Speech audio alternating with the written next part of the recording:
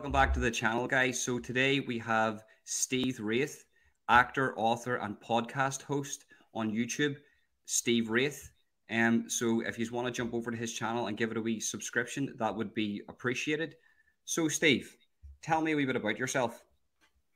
What do you want to know, I guess? At the moment, I'm approaching 50 and I've lived a very interesting life, colourful life, a life on the right side of the tracks. I've tended to really spin a lot of plates and, managed to keep those plates moving without letting anything that I've started, fall by the wayside. And I think I've prided myself on being a man of respect and a man of my word, and somebody who's always tried to, give 150% to anything that I'm doing. And I've just, really made a point of trying to enjoy life, appreciate life, and, make the best, not just for me, but for my family as well. And I think that's really important. And I think especially after the last 18 months where, the world has been gripped in a pandemic, I think that, I've, probably, learned a lot more about myself, but, we're always learning, we're always moving on. I like to keep myself busy, and yeah, I'm enjoying life, Ronan. And, I think that the introduction you gave us and the different areas that I'm involved in probably just tells you a little bit about us. But yeah, I enjoy life, Ronan. I think that's the key. Well, that's great, Steve. The thing about it is, a lot of people don't know about your acting career. I've researched you a bit there, and you were in some big things. Like you were in a lot of what were your early movies that you got into? What got you into acting? What sort of made what got us into acting? I always wanted to be an actor. And from the age of 7, I was an actor. I performed in the school play, King Canute. I got the lead role. And I can't remember a great deal about it. I remember performing it at the Biddick Arts Centre. I remember my parents being very proud of me. And I remember thinking, that's what I want to do. I want to be an actor. I didn't have a great start to my school life. I was in a school which wasn't performing at the highest level. And after 2 years in school, I couldn't read, I couldn't write, and I couldn't add up. So my parents decided to take me out of state school and put me into private school at an expensive cost to them to try and get me back on track. And at the private schools that I went to, I took elocution lessons. I was involved in poetry recital competitions to try and get me back on track. And along with that, I became a member of a young people's theatre in Newcastle on a Saturday morning. And from the age of 11 until I was 18, I performed plays. I did a variety of plays over the years. I did musicals, but I just enjoyed it. We used to go in on a Saturday morning. There was me, there was Neil Tennant, who's the singer from the Pet Shop Boys, Tom Goodman Hill, who's gone on to star alongside Sean Connery in films. And there was lots of other Geordie actors, some of them who ended up in Biker Grove. And we ended up really just having fun. Saturday mornings, 10:30 till 12 o'clock, we'd improvise, we'd play games, and we'd learn lines, learn plays, rehearse plays and perform. And I had a taste for it. And I was really lucky in the respect that I got away on 2 big trips. When I was 13, I was cast in Oedipus Rex, and we toured America at the age of 13. So I went to Philadelphia, I went to New York, and I went to New Jersey. And when I was 16, just after the communism had fallen, I guess, in Russia, I was lucky enough to travel to Russia for 2 weeks playing The Artful Dodger. So my mind was set on, I was going to be an actor. I didn't want to do schoolwork. I was the class clown, much to the annoyance of my parents, who shelled out quite a bit of money on my education, but I was always going to be an actor. So that's where it started for me. I left school. I went to college on a BTEC diploma in performing arts. But after 1 year, I walked away from it because I was cast in a pantomime I played the lead role in the local pantomime, and it was a touring pantomime, which meant I had to learn the lines, perform, and I had to travel. Sometimes doing 3 shows a day. We had to put the set up. We had to perform for 2 hours, take the set down, and travel to the next venue. I was knackered. I was only 17. I felt like it was slave labor, and I felt that could be the position I could end up in for the rest of my life. And I just thought, if this is acting, you can stick it. So that was it. I walked away from acting, and I didn't go back to it until I turned 30. So 13 years out of the acting game. And it was a chance meeting with an old friend, a guy called John Altman, who rose to fame in EastEnders playing Nasty Nick, who basically came to Newcastle and asked me if I would, by this time I was doing nightclub security. He asked if he could come and work with me in preparation for a role he was going to play. And he got the part. He went and played a doorman.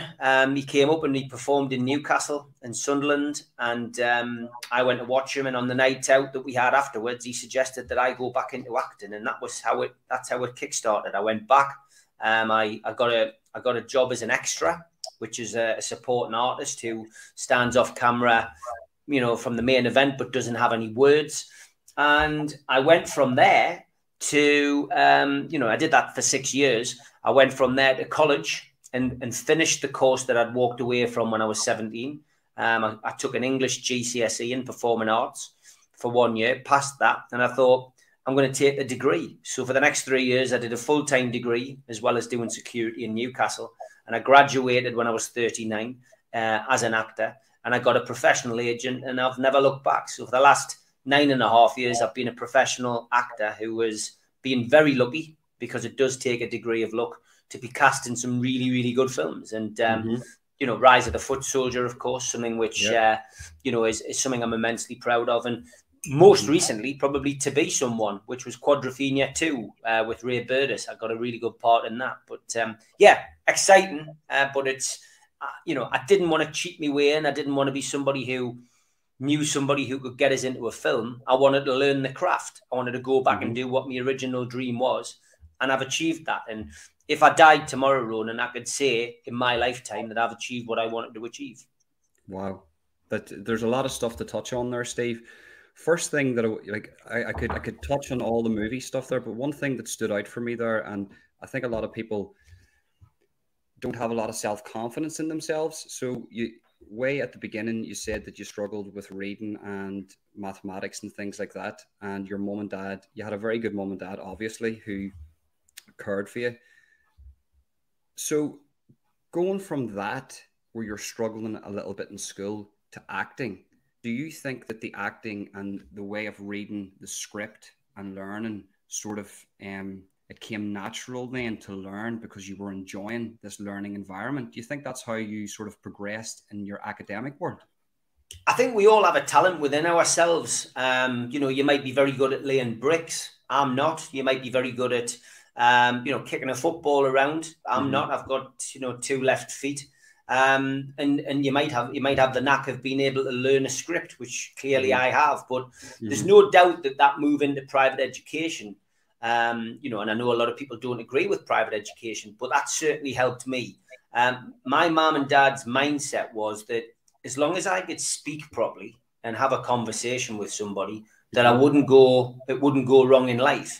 They brought me up with respect. They brought me up with manners, but they also put me into a school which gave me the opportunity to learn how to speak properly. And, I love the Geordie accent. I love Newcastle. I'm very proud of where I'm from, but I'm very much aware that I don't have what you would call a standard Geordie accent. There's a hint of it there, but I have a very different way of speaking. And that is because I was taught that way. And I think that is what helped me prepare to be an actor. Certainly the poetry recital competitions, which I entered, gave me the confidence to go on stage.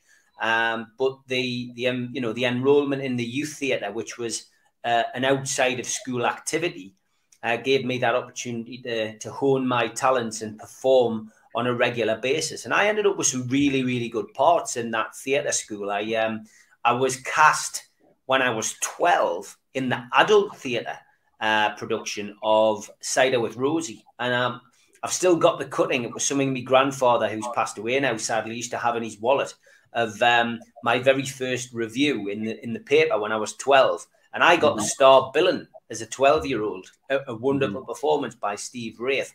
And I was delighted with that, you know, and I still am today. I look back on that with an immense amount of pride. And, you know, that meant and still does mean as much to me as, you know, people saying when they bump into me in the street or bump into me wherever I am in the world, and they go, "Are you from Rise of the Foot Soldier?" And they'll go, "Yeah," because that's such an iconic film.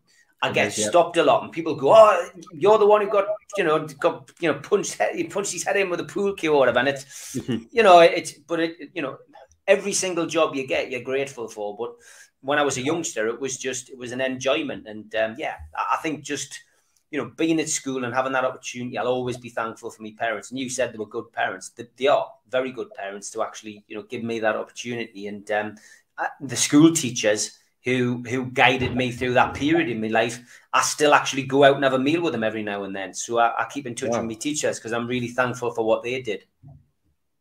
Well, if you can just hear some noise in the background there, it's there's work being done in the house beside me, so I apologize about that. But there's you know, it seems to me that there's a lot of kids out there today, maybe in similar situations as yourself back then, but maybe they didn't have maybe now they don't have the family support. Or what advice would you give to any young man that's trying to make it as an actor, trying to make it as anything, and maybe they're struggling academically? Maybe they're struggling with certain other issues in their life. What advice would you give them now? Never give up on your dreams is always the key. I mean, you know, for me to have that, you know, break, which, you know, I did for 13 years, and then to come back into acting shows you can always go back into something later in life. But never give up. You know, I've got 2 kids now. I'm a father myself, and you know, I've got 2 girls, so I don't have, you know, my family had 2 boys. I've got a younger brother, but the 2 girls that I have, I always say to them, do your best at school, but it's not the be all and end all, because, you know, ultimately you will find something that you're good at, and you will be able to progress at that. You know, I put events on, so at the moment my eldest daughter comes and works for me, and I think that's a great way of her learning that nothing comes for free in this life. You know, that you've got, you know, you've got to work essentially to make a few quid to pay your way, and she understands that now. You know, but yeah, I think the advice I would give to any youngster is never give in, never give up. Always give it your best shot, and if your best shot's not good enough, at least you tried. And, you know, that is the same in life. If you work hard in life, you will get the results, but nothing comes for free. And, you know, the sooner that you realize that, I think the better. That's a very good message, Steve. And I think that should sink home for a lot of young men and women, should I say. I forgot to mention young women too, because, you know, it's always put on that young men are the ones struggling. But you know what? In this day and age, there's young women out there that are trying their best in this crazy world, and they too have to have this motivation. It doesn't matter a man or a woman. If you're a young person and you're struggling, and maybe you're coming from a bad home life, or maybe you're not academically minded, well, there is other ways and means of getting to your goal. And that's, in my opinion, that isn't taught enough. And just listening to your story there, you definitely took a different avenue than most, but you got there in the end, and that's great to hear. Just on another note, so growing up, you grew up in Newcastle then? Yeah, local lad. Gateshead, which is just south of the river, is where I grew up. But yeah, I mean, I had a really good upbringing, and you know, despite the bad start at school, you know, I did get things right. You know, I didn't leave school with no qualifications. I came away with you know, English language and English literature, but that was more down to the fact that the English teacher in 3rd year seniors, with 2 years to go, left with a bad health issue and was replaced. And the new English teacher that came in, Peter Yates, clearly could see that I was struggling, but gave me the opportunity to read a book which I had bought on the local quayside market. And that book was A Profession of Violence by John Pearson, which was a book about the Kray twins. And he basically said to me, look, if you're struggling with the curriculum, you're struggling with the books, why don't you read the book that you're reading at home? He said, and you can use that as part of your examination. You can use that as part of your coursework. So he basically greenlit me the opportunity to read a book about the Kray twins and use that as part of my final exam. And that's what I did. So that's where my life changed really massively. That was a big moment in my life. I passed my English exam. I got a B and a C with English language and English literature. And when I left school, I wrote to the Kray twins in prison. And for the viewers in Ireland who don't know who the Kray twins are, they were a set of identical twins who were gangsters in London in the 1960s. They've had a couple of films made about them, the Krays in 1990, and then Martin and Gary Kemp from Spandau Ballet played the Krays. And in more recent years, Tom Hardy played both Ronnie and Reggie Kray in the film Legend. And I wrote to those characters and just said, look, I've read your book. I found your life fascinating. I just wanted to let you know that despite everything that's happened to you, there's a positive spin to your life in the sense that I read your book and I passed my English exam studying your story. Within a couple of days, I got a letter back from Reggie Kray, who was in Gartree prison at the time. And a couple of days later, I got a letter back from Ronnie Kray, who was in Broadmoor Hospital. And my life changed from them because when I left school, as you know, I was going to college and studying. But to make a little bit of money, I was also designing T-shirts with a friend of mine. And I would come up with the ideas for the designs and he would design them and print them and I would sell them. And we were doing ex-footballers because I'm a big Newcastle fan. We were doing Supermark, we were doing Kevin Keegan, Peter Beardsley, and we were selling, these T-shirts in decent numbers. So I came up with the idea of putting a photograph of the Krays on the front of a T-shirt, and he liked the idea. So we stuck them in the shops that we were sticking our Newcastle T-shirts into, and they were selling very quickly. And before you knew it, we had a cottage industry of Kray T-shirts going from this shop to that shop, and then Newcastle wanted them, Gateshead wanted them, Sunderland wanted them, Middlesbrough wanted them, and then they were going down to Manchester, down to Liverpool. But when we got to London, we hit a bit of a brick wall, and it was basically because the Kray's elder brother was actually making the T-shirts in London, and he said, hold on a minute, who are you guys? Why are you doing this? I'm doing these T-shirts. But the bit I missed at the start was that the permission had actually been given by the twins to do the T-shirts. I'd ended up writing backwards and forwards to Reggie Kray, and I suggested this T-shirt idea, and he greenlit it. He said, it's a great idea.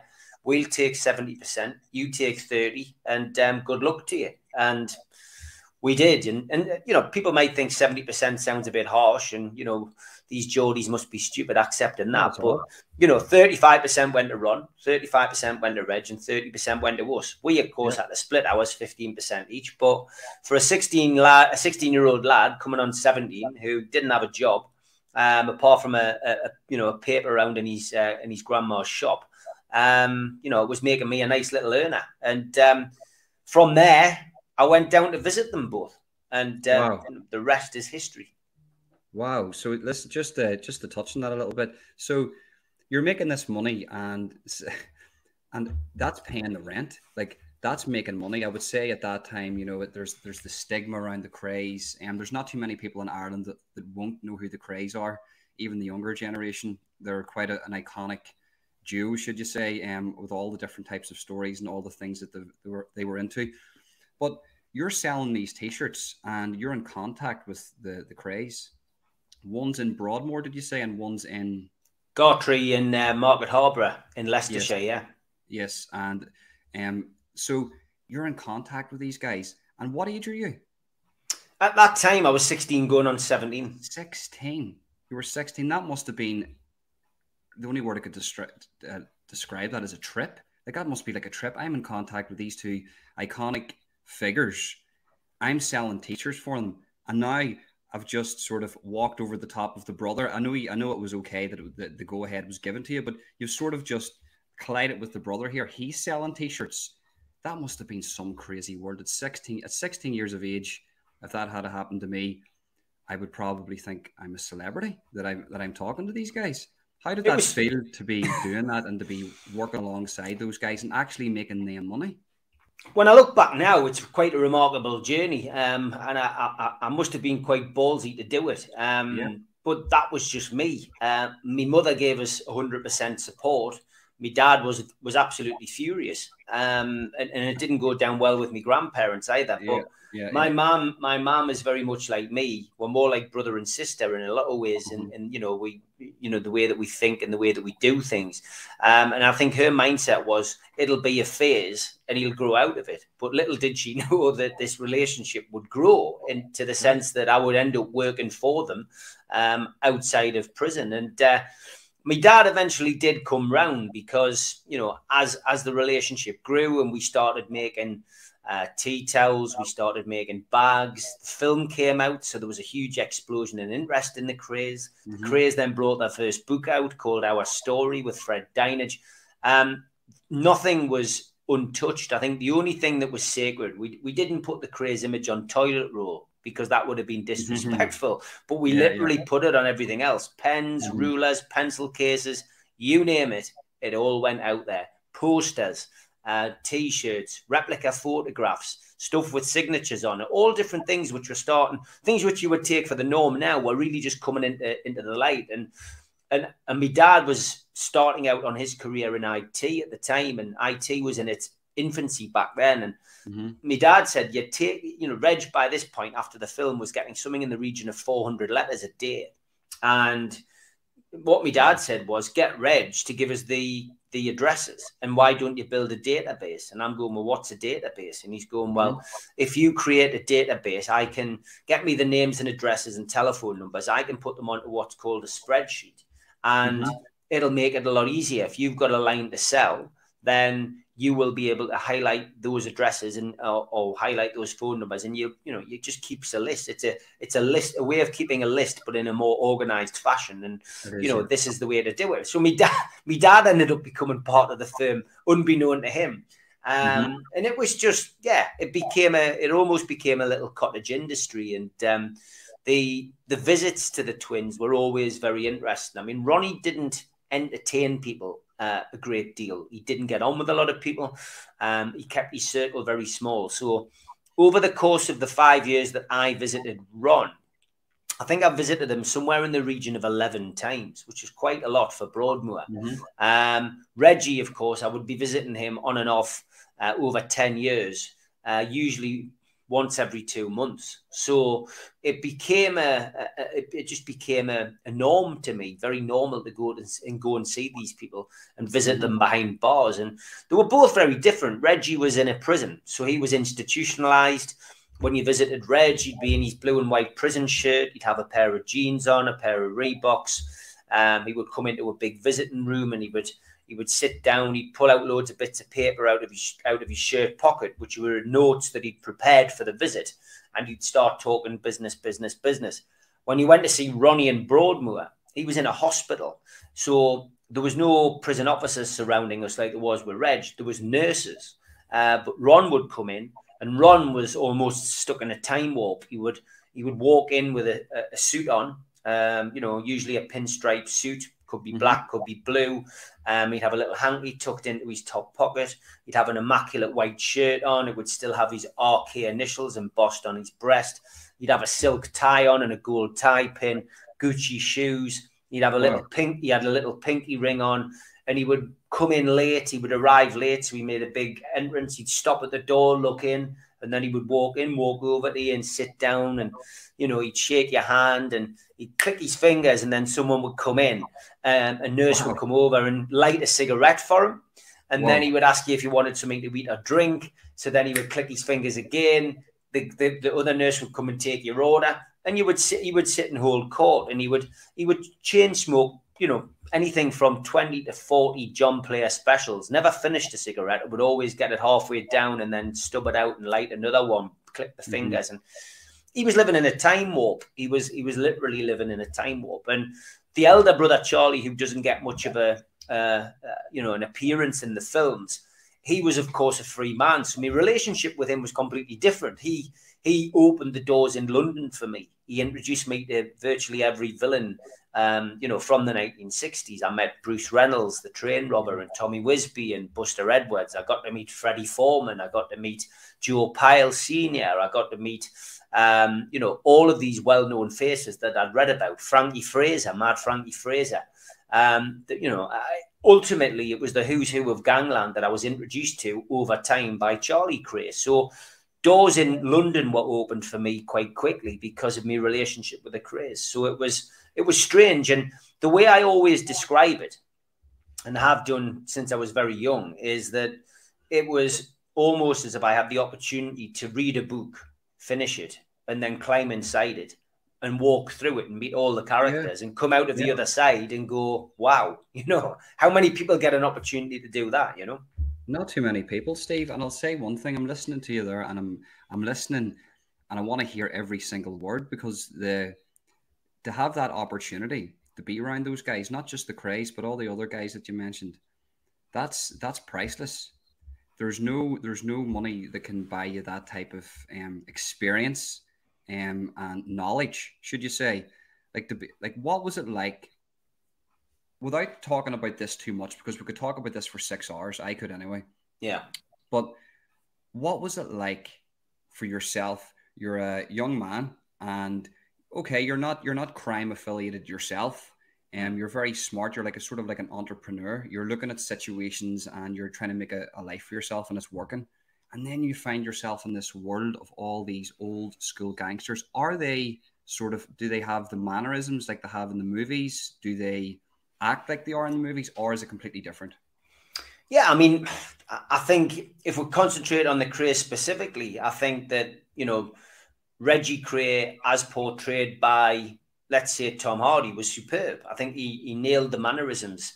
I think his performance with Ronnie Kray was slightly over the top. I was lucky enough to go to the film premiere and speak to Tom Hardy, and I said exactly the same to him. But as an actor, it's got to be difficult to play two brothers, you know, and there's a complete lack of video footage or audio footage of the Krays back in the 60s, apart from that BBC News interview where they speak. We know they speak very quietly. We know they're almost inaudible, very nasal and speaking through their nose. But yeah, I think the mannerisms and stuff or the reputations went before them. I mean, when I used to go to London, I always used to wear a suit. Whether I went to visit Reg or Ron, I felt it was a respectful thing to do. When I went to London, I was always respectful. And I think the reason that I got on with these people and you know, I managed to, you know, work with a lot of these people on different things was because I never lied about who I was. I didn't say, oh, I'm Steve Wraith, I run Newcastle, or I'm Steve Wraith, I'm a, you know, gangster from up north. Because as soon as you start telling tales or telling lies, you're always going to get caught out. Someone is always going to know the truth, and someone is always going to be able to drop you in it. So I didn't pretend to be anything I wasn't, you know, and there was occasions where somebody might say, oh, do you fancy doing a bit of this, or do you fancy doing a bit of that? And as you've already said, I'm not crime affiliated. I'm not a criminal. I'm not a gangster. None of that really interested me at all. And I was never tempted to be a criminal or do anything like that. And I guess it wasn't until probably Ronnie Kray's funeral in 1995 when he passed away in hospital after a short illness. When I was part of the funeral cortege, and Dave Courtney, who obviously is a well-known celebrity villain from London, had been given the job of doing the security on the day. And he contacted me and asked me if because by this time I'd progressed into doing some door work in Newcastle, if I would like to go down and be involved in the funeral. He asked us actually to go and look after Ron's body in English's funeral parlour, but I didn't want to do that, and I couldn't have done it anyway. But I did go down on the day of the funeral, and my job on the day of Ronnie's funeral was to be Charlie Kray's minder. And I was in the cortege. I was in Charlie's car. I had to get Charlie from the car to the church and back. I had to get Charlie to the graveside and back.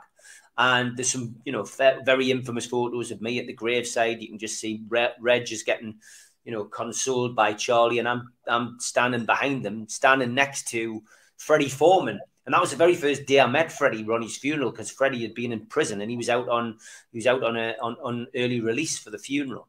And that photo is something which I still look back on and think, wow, you know, I'm part of gangland history. But it was around that time, and that day I remember going over the Bow flyover, and I just remember the crowds that had gathered, and I remember the workmen had their yellow hard hats off, and they had them down like that, and they were paying their respect, and it was a wake-up call to me. Then I went, this is a gangster's funeral. This is a guy who walked into a bar and shot somebody dead, and he's getting a send-off like Winston Churchill. And I think that was a bit of a wake-up call for me. You know, by that time, I was 23, and I'm looking at it going, got yourself in quite deep here, Steve. You know, what are you doing? And you need to be careful. So I think that was, at that time, I realized then that, you know, I would always keep it at a distance. I decided to write a book, which Charlie and Reg both gave their blessing to, about my experiences. And the book came out, you know, 2003, The Krays, The Geordie Connection. But I'm pleased to say that both Reg and Charlie had a chance to read it before it came out, and they got their blessing. But obviously the final chapter sadly involved their death, because they both passed away in 2000. So, so yeah, it was a remarkable journey, something which I think gave me a lot of valuable life experience, and certainly gave me a lot of contacts in London, which, you know, still hold good to this day. That's incredible. Just I'm trying to pick up on the feelings that you'd be getting on writing a book and then giving it to the guys that you're writing it about your perspective on them. Is there anxiety? Is there like a level of fear?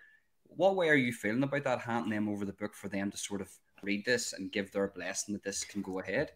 I think with Charlie, there was no concerns at all, because we had a really good relationship. And you know, on the outside, Charlie and I had done a couple of charity events together where we'd raised a lot of money. One in particular, a young boy called Terry Moran in Gateshead, where I live, who'd had a horrendous bonfire accident. He had a shell suit on. He had paint thinners. A spark hit the paint thinners and he went up in flames. He ended up with 85% burns. And we managed to raise £2,100 for him. Charlie Kray came to Newcastle and hosted a party for me. We sold out. It was the very first event I put on. 300 tickets at £10 a ticket. We had a few overheads, food, DJ, etc. But yeah, we managed to raise £2,100 for the kids, and these parents were very, very thankful. So there was no worries with Charlie, because I knew that he would tell me straight if there was something he didn't want in it. With Reg, I was probably more concerned about him asking for his cut when the book came out, and knowing that his percentages were 70%, 30%. I was thinking, I'm probably not going to make any money at all off this book. Yeah. But it was academic. That sadly, Charlie was arrested, of course, in '97 for an £80 million cocaine deal, and something which I maintain to this day he never ever got involved in. He was framed, and Reggie Kray sadly was diagnosed with cancer and passed away a few months after his brother had died. So, the fact that they got the book, they read it in the manuscript, the first manuscript in 2000, early 2000. Both of them read it in prison, and both said, "Great book, good luck with it," was all I needed. And I could rest easy that book came out with their blessing. And it was a book I was immensely proud of. The money didn't bother me. I didn't know if I would make anything off it. The book, I think, eventually sold something in the region of 24,000 copies and still sells to this day. And it was the very first book about the Kray twins, who no one had ever done a book about the Krays in prison or behind bars. And I think I opened a few people's eyes to the fact that the Krays probably made more money in prison than they ever did when they were free men. Wow. So is that your introduction then into being an author and writing a book? Is that your first book then? It was, yeah. And I worked with another author to put that out there. I mean, I actually sat for 5 years and hand wrote the book out. And I then typed it up and then went to somebody who produced the book, and they said, "Look, I'll help you with it." And he was kind enough to do that. And yeah, that was the very first book that I brought out. But after that, I didn't have the inclination to go and write another one. And you hear about people calling things writer's block, and I certainly had that. I just didn't have any inclination to do one. And I thought, if I'm ever going to write a book again, it's got to be about a subject matter that I want to write about or that I'm passionate about. And I guess the two things in my locality were football hooliganism, which as a Newcastle fan, I knew that there'd been a lot of football hooligan books written about our firm, but there'd never been one written by our firm. So that was my first attempt at jumping back in and actually doing something. And the book itself was called The NME from the Bender Squad to the Gremlins, and it was a history of Newcastle United's football hooligans, and it went down really well. I worked with over 40 of the guys to get their stories, and then I pieced it together, and we made it like one voice. And the book itself, did really well. It sold well, and off the back of that, I then approached a local crime family called the Sayers, and at first, they weren't interested in bringing a book out. They had no intention in bringing a book out. They were very much old school. The Sayers in Newcastle are three well-known brothers, John, Stephen, and Michael, and they had a history of crime from an early age, and they were alleged to have taken part in some of the most notorious crimes in the Northeast. And I approached Stephen, because as a doorman, I'd come across him quite a bit in Newcastle city centre, and asked him if he'd be up for doing a book. And he said no, but fate probably played a card. Another notorious gangster in Newcastle, another notorious criminal, should I say, went onto a national TV programme and made some unsubstantiated claims about the Sayers family, which led the Sayers, Stephen in particular, to come back to me and say, an unanswered lie becomes a truth. I'd like to do the book. So the cover you see behind me, the Sayers tried and tested at the highest level, was my next book. And that to date is my, it is the bestseller. It's a bestseller in Newcastle. It's my biggest selling book. And it's, a book that I'm immensely proud of. And where can people get your book, Steve? You go to www.badboysbooks.net. Dead easy to remember, because it mainly is Bad Boys Books you'll find on there. But yeah, I mean, you can buy most of the books by me on Amazon as well. But for me, I never wanted to become an author. And for somebody who couldn't read or write after 2 years of schooling, I still have to sometimes, rub my eyes in disbelief that I've got so many books after my name now. And every now and then I'll say, well, that's it. That's my last book, because, over lockdown, I ended up publishing 6, but writing 3 books. I did a book. Wow. I did a book over lockdown with the Massey family. Of course, the Massey family are well known in Manchester. I did a book about the main man, Paul Massey. The book which I had on display a little bit earlier, that one there, The Irish Criminal. I worked with a guy from Ireland called Brendan Quinn, and if you haven't heard about him, his story is fascinating. And this book specifically concentrates on his crimes and misdemeanors in Holland and his subsequent incarnation across there, and his subsequent escape, not just from 1, but 2 category AAA prisons. That's crazy. That's crazy. And if you've ever seen a category AAA prison, believe you me, to escape from 1, you'd have to be Harry Houdini. To escape from 2, it takes some doing. And this book goes into the full ins and outs of why he ended up in there and how he got out. He's got a hell of a story to tell. And I'm pleased to say that he chose me to write his book. And I've become good friends with him and his son. But yeah, quite a character. It's a good book. And I think if anybody in Ireland wants something to read or a stocking filler, that's the one to get. Well, guys, I will be buying this book, and I will be leaving the link for all Steve's books in the description of this video. So if you want to get your husband, or maybe you want to get your wife, maybe she's into true crime, and get her a book or him a book, go to badboybooks.com, which will be in the description of this video, and I'll be buying this one for Christmas 100%. Yeah, badboysbooks.net. We tried to get .com, but it wasn't available. But yeah, badboysbooks.net, yeah. But the link will be in the description of this video. Right, so another subject that you talked about there that I'm quite interested in, football hooliganism. So we're seeing all these crazy stories in Ireland about football. Like, we've got our own hooligans here, but they're not connected to football teams. They're sort of connected to religion. But we're seeing these, there's London-based ones, there's Manchester-based ones, there's Newcastle-based ones. What is the reality of football hooligans? Is it like they say on the TV, like the movies and the TV shows, or is it a bit more tamer than that? It's tribalism, and that's what Yeah. it is. I mean, in Newcastle, our biggest rivals for many, many years were Sunderland Football Club. And that was because they were always competing against us. You know, we played each other a lot of time. That's tended to drift off now because of Sunderland being so low down in divisions. But it's tribalism. It's fighting for your city. That's the way that hooligans see it. Fighting for the pride of the city and hoping that you know, that on a match day they can go and have a couple of beers. And if they come across another set of supporters who fancy having a square go, that's what they'll do. And it's as simple as that.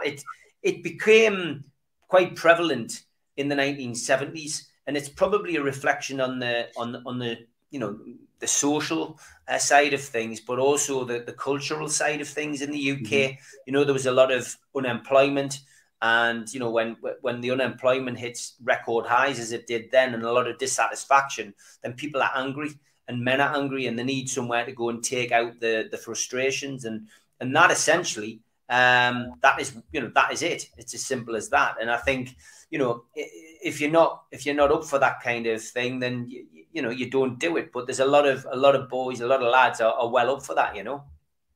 Well, I have no personal experiences with it myself, but my grandfather, he's passed away now a few years. He had a lot of his kids, my mother and my uncles, in Coventry, and he was saying, you know, the football over there, he supported Coventry. He also supported Manchester United. But from the local teams, he loved Coventry. He loved the city. And he was saying that when it came to football and it came to like football hooligans, the hard men did come out. And, you know, as an Irishman, he says, being in Coventry, it was, you know, you had to fight sometimes, he says, but he met a lot of friends through the football and through his job. And he says England was mad into its football, but the football hooligans were crazy. And even back then, it wasn't so much considered like they weren't hooligans, but there were a bunch of lads getting together, and maybe, as you say, Coventry v Newcastle were playing, and maybe the tensions were a bit high and it could kick off at any moment. But as the time went on and you're getting into the 80s and you're getting into the 90s, and I do feel like drugs played a big part in the violence. Would I be correct in that? Yeah, no doubt about it. I think drugs are more prevalent now than ever before. I think in Newcastle it's always been alcohol and that's it, you know. Whereas I think nowadays, the younger generation are more on cocaine and you know, having a sniff before they go out and, you know, walk around with their Stone Island copies on looking for bother. The problem is now that it's you know, it's a waste of time now, even trying to get involved in football hooliganism and doing anything like that, because ultimately the cameras, the technology the police have now, they'll just let you get away with it. They'll let you do it. But you know for a fact that, you know, a few days later, your door's going to get kicked in or you're going to get lifted. And, you know, I think football hooliganism, although people say that it's still ongoing, you know, it's died a death compared to what it was. I mean, Newcastle's main hooligan firm in the 70s and early 80s was called the NME, the New Mainline Express, the Newcastle Mainline Express. And they basically had a core squad of 200 football hooligans. And they would put £1 a week into a kitty, and that kitty would pay for anybody's court costs or solicitors' costs.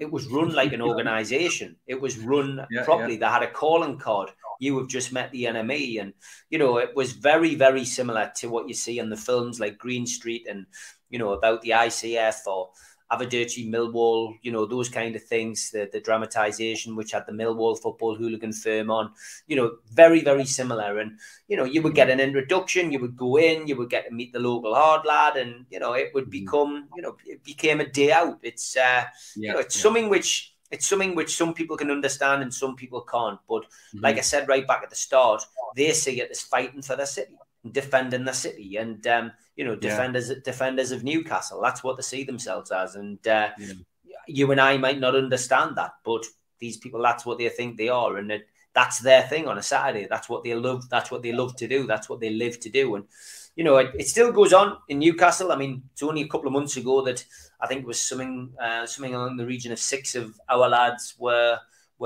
given pretty hefty jail sentences for an incident down in Burnley, and it just shows you that it's not completely gone, and certain incidents can be, you know, can erupt at any time. And, you know, unfortunately for you or me as well, you could just be in the wrong place at the wrong time. And you could either cop for a right-hander or, you know, a glass in the face. And, you know, suddenly your life's ruined because of other people's thing that they enjoy, you know.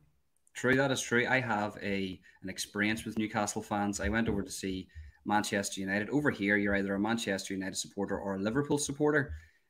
Because, you know, obviously it's not the big teams. Obviously Newcastle was a big team, Manchester United is a big team, but when the school would take you over, they would only take you to see 2 teams, Liverpool or Manchester United. So we had to choose, and I chose Manchester United.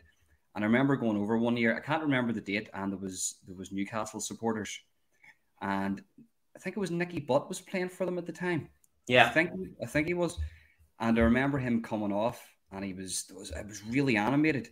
And I remember looking up to the side of me and seeing these Newcastle supporters, and every single one of them had their top off. And I think they were getting beat 5-0, and they were screaming and they were swinging their top, and the whole place was just erupting. Now, I was with, like, I was a young lad, like I was only maybe about 13, 14, and all the kids were scared, but I was looking up at these guys. There was nothing scary about them. They were just, it was the atmosphere. I've never felt an atmosphere and a passion for football, even though, yes, okay, they were getting beat, but the passion they had for their players and the passion they had for their city, the Manchester United fans could not match that. I was looking around at my supporters and looking around at the Old Trafford and was thinking, do you know what, guys, you've got nothing on these. You have nothing on these in regards to passion for your club.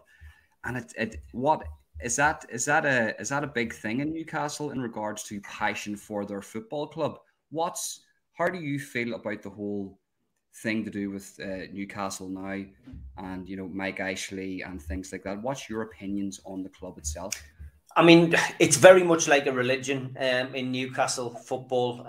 You know, some people live and breathe for it, and, you know, they go to work 6 days a week, and on the 7th day they go to the cathedral on the hill and watch Newcastle play. And yeah, I mean, it's something I've done since 1983-84 season. That was my very first season as a young lad, and it's in you. It's, you know, you cut me, I bleed black and white, and you know, I'm very, you know, very switched on about how it goes. I mean, recent events have obviously caused a lot of controversy. We had an owner in Mike Ashley who bought Newcastle United for 140 million. He didn't do due diligence, and he found an 80 million pound gaping hole in the finances. So it meant that a club that he'd bought for 140 million had actually cost him 220, and he wasn't very happy. For the first couple of months, he was drinking with the fans. He was walking into nightclubs, buying everybody's drink. He was wearing a replica top in the director's suite, which didn't go down well. And then, you know, things just soured. And he did what he said he was going to do at the start, which is he used our football club over a 14-year period to promote his sports brand globally. And that meant that as long as his sports brand was promoted globally, it was at the detriment of our football club. And basically over that period of time, you know, he didn't invest in the stadium. He didn't invest in the training facilities. Many, many, many times he didn't invest in the team. And all of that led to, you know, 2 relegations, and potentially could lead to a 3rd one this season, because with the takeover finally going through on October the 7th, you're a third into the season, you haven't picked up a win, and new owners have to come in and pick up the gauntlet and see what mess Mike Ashley's left behind. And all signs seem to suggest now that the mess that he's left behind is a pretty big one, and it's going to be very difficult to tidy it up. And we'll find ourselves in a position here where, best way to describe it is, it's like when you're a kid, you have a big party at your mum and dad's house, and they're coming back the next weekend, and they're coming back the next day, sorry, and you set your alarm to get up at 6 o'clock and try and tidy up, and your alarm clock doesn't go off and your parents are an hour away. That's where we're at the moment. You know, you haven't got time to change everything. And I've got a horrible feeling that Newcastle will have to get relegated. Will get relegated this season and have to go down to come back. If you add to that the geopolitical arguments that we've had to have because of who's taken over. Of course, the Saudi state have 80% in the form of PIF, the Public Investment Fund. Amanda Stabley and Mirdad Gadusi, PCP Capital Partners, have 10%, and Jamie Rubin has 10%. And this really has shaken the far left to the very core. They didn't want the takeover. They didn't want Newcastle United to be owned by the Saudis. We've had all kinds of, trolling and attacks on people who were supportive of it, me in particular, and others associated with me, to the point where we know there's been paid accounts. It's been proven now. There's been paid accounts. Qatari paid accounts have been attacking us on a regular basis. I've just laughed it off. But ultimately, you're finding yourself in the middle of a geopolitical war, which has nothing to do with us. I'm just interested in Newcastle United Football Club. I'm interested in who's managing the team, what the team is, and what the results are getting. I'm not interested in anything else. And every time I speak on an interview, or anytime Eddie Howe speaks, the new manager, I've seen it today, he's been questioned again about Saudi and about how they feel about the Rainbow Laces campaign this week, because the Saudis don't talk too kindly about people who are in same-sex marriages or homosexuals, and because it's the Rainbow Laces campaign this week, it feels that Eddie Howe has to be asked about that, and he has to back questions like that off every week. He was asked when he came into the club about the Saudi regime, and he said, "I'm not here to talk politics. I'm here to talk about the football," and that's exactly how I feel. And before anybody jumps on the bandwagon and says, "Oh, well, you must agree with this or you must agree with that," I don't agree with it. You couldn't get anybody more different to that. I am very, very, understanding and abhorred to anybody who has suffered at the hands of any regime, whether it be the Saudi regime, whether it be the North Korean regime, whether it be the Russians, whether it be the Americans. Because let's face it, all of those countries have got human rights issues, or have had human rights issues in their history. And I'm podcasting tonight from probably one of the smallest countries, but one of the smallest countries that colonized most of the world, and whose human rights and atrocities were probably worse than anybody's. And let's not turn it into a political, show. But we all know, about the Troubles, and we all know what happened there. And ultimately, from my perspective, don't start throwing stones in glass houses. It's ridiculous. We've got human rights issues which we had to address. America's had human rights issues. Just look at Vietnam, or the Iraqi war. Whatever you want to point, you can finger point at any of those things. Look at North Korea against South Korea. All of these countries can't, none of them can say we've got a clean bill of health on that score. And Saudi's no different. But what my argument is Saudi should be given the opportunity to change, just like we were given an opportunity to change. We haven't been cast aside by the rest of the world.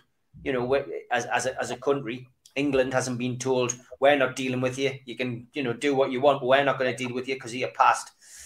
That's what we should be doing with Saudi. And again, we'll always be accused. They'll always be accused of sport washing, and this has happened and that's happened. But you can say I'm very passionate about it. Steve, I agree with you. Everybody needs time to change. I totally agree with you, and I'm very happy for Newcastle that they've had this now injection of money, and you fans now can look forward to the future. And there probably will be a lot of success now, I would say so, and I wish Newcastle all the success, because they're a great club, great people, great city, and you deserve that success. But from a side note, as you say, you don't want to talk about the political issues in regarding the Saudis and things like that. But we are in 2021, near 2022. Yes, you could say the Troubles. If you look at the Troubles, England played its part, Ireland played its part. A lot of different people played their part in that, and that wasn't too long ago. but we are in the age now of where everything's out in the open. We know what's going on. We know the goods, the bads. We know about North Korea. We know how bad they are. We know that it's just a massive concentration camp in North Korea.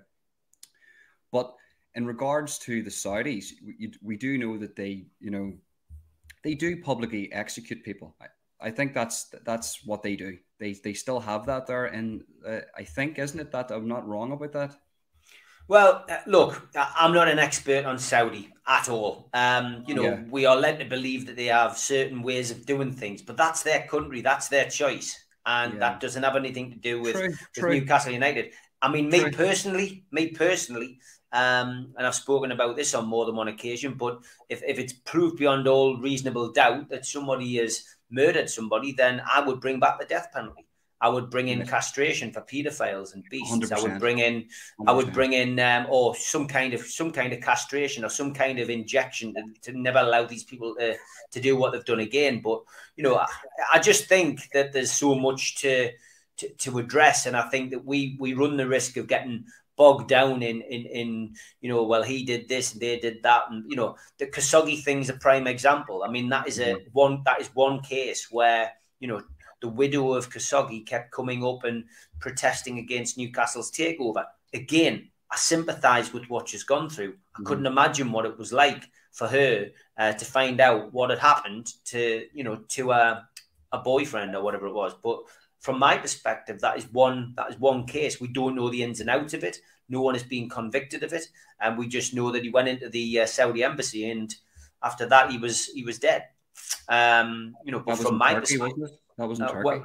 Well, yeah, and from my perspective, again, that's got nothing to do with me. That's got nothing to do with Newcastle United. That's got nothing to do with my football club. PIF are obviously based in Saudi Arabia. It's the Public Investment Fund, but it's not MBS. He's not sitting at Newcastle waving from the director's box. You know what I mean? It's very complex, and it's very difficult for anybody to talk about it without. I think I can actually sort of understand where you're coming from. Listen, if we trace back money where this hat came from, where this mic came from, where your green screen came from, where the bricks in this house came from, if we trace back money, all money leads back to something, right?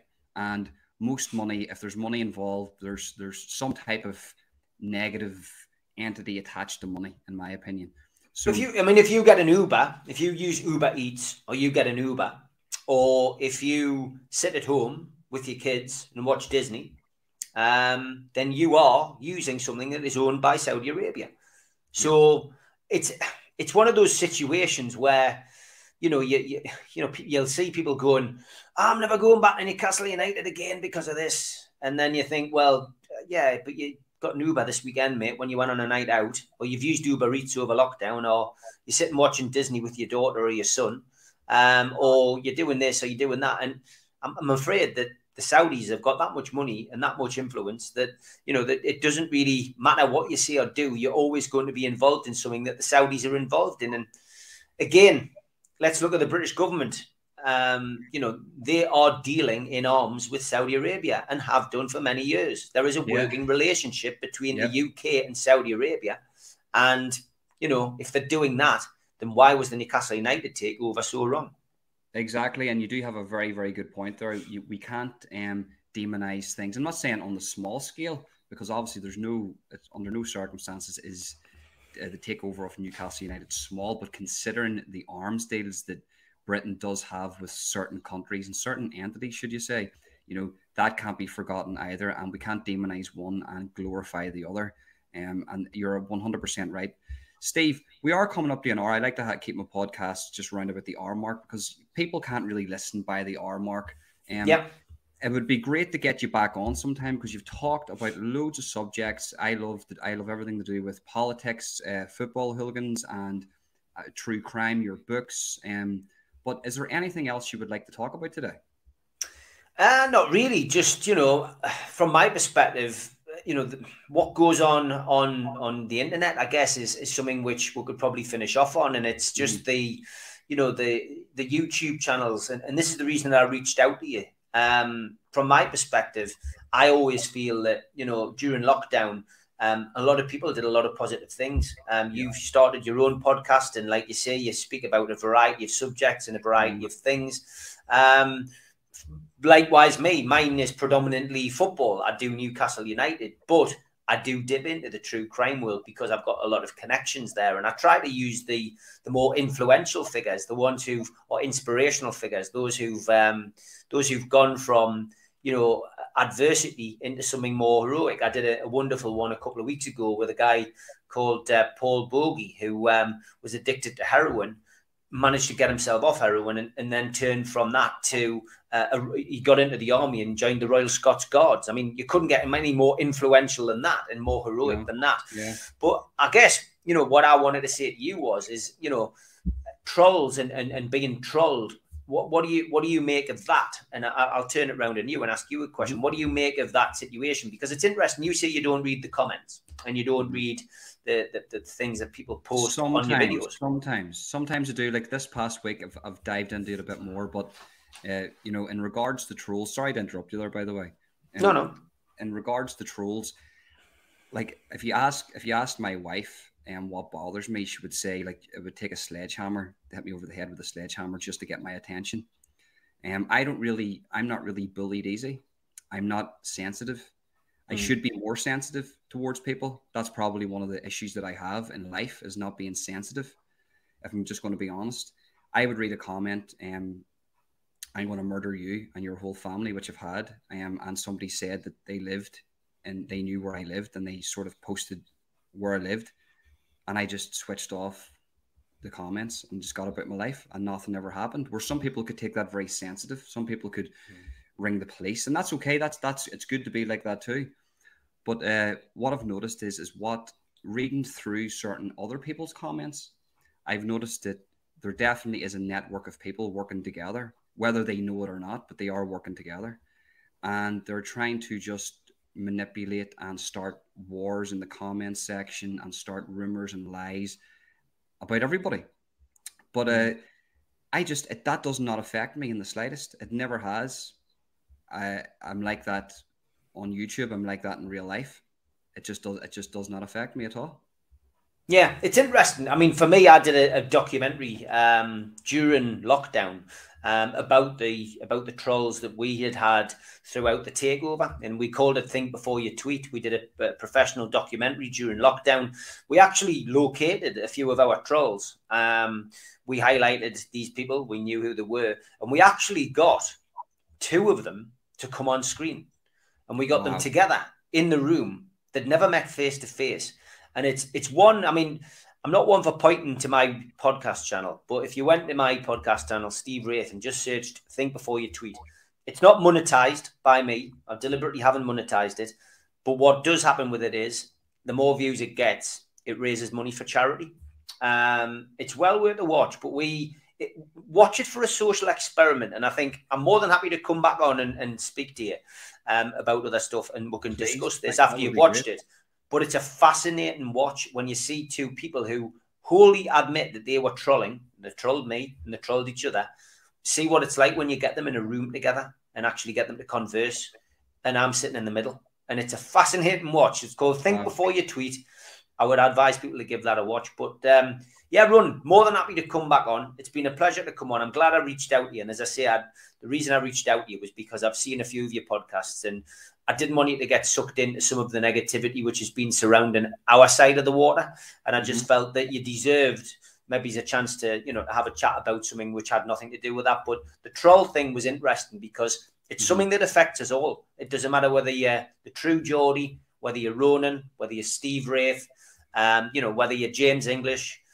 You know, it affects us all, and we all handle it differently. And I think it's important because I think eventually there will be a clampdown by the governments, by the social media firms, because unfortunately it will affect people. There will be repercussions. There will be something happens with somebody somewhere, and eventually it'll happen. I mean, I've already seen it. We highlighted it on this video that we did. We spoke to somebody who worked at a school, and you know, suicides amongst kids who've been bullied relentlessly on social media. It's awful, and it's something that needs to be tackled and looked at. And I'll just be interested in your thoughts once you've watched that. So maybe we could start off the next interview talking about that. 100%, Steve. And listen, guys, go and watch all this on Steve's channel. I will also leave that in the description of this video. And I would suggest if you want to buy his books, if you want to watch his podcast, it'll all be in the description. And I will definitely give that a watch. And we could do a separate podcast just on that. And we'll not mention any names about the whole trolling thing. But what we'll do is we'll talk about the psychology and what actually goes on. And that's actually an interesting one for me, Steve. It is, and I'd also say as well, not everybody's trolls. You know, some people aren't what they seem on the internet. Some people wear a mask, and some people who are trying to tell the truth are sometimes painted as the villain, and that's something which you can often see. You know, on YouTube, you've got to be careful, and you kind of phrased before about the way you deal with things personally. You're in the real life. Well, there is a real life. Real life isn't this. Real life isn't me and you sitting in a little box. It's about seeing each other face to face. And, you know, it is a big world out there. And some people don't like to meet in the real world. Some people like to hide behind an anonymous account. Some people like to, you know, and it is a lot different. Before I finish, I would like to say a big shout out to Patricia Devlin, who, you know, I did a podcast with. She's a very famous journalist in Ireland. Got a lot of huge respect for her. And to my brother from another mother, Grant Nesbitt, one of Belfast's finest. Big shout out to him as well. I'll be seeing you soon, brother. Oh, so you'll be coming over to Belfast at some stage?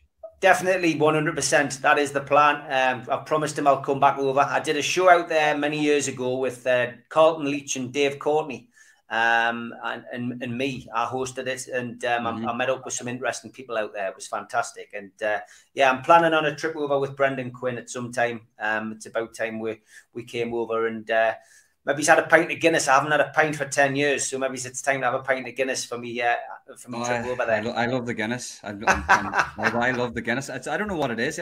People come from America, England, all over, and they try Guinness, and they find it really hard. But you know what? I'm not a big drinker, but I do drink Guinness now. Steve, it was absolutely an honor to have you on the podcast tonight, and you know your wealth of knowledge. Your life experiences as an actor, an author, now a podcast host, giving everybody a platform. You're a very, very well-spoken man, and I would love to have you back on the podcast at some stage. Steve, thank you very much for coming on. Thanks, mate. Top man. Respect.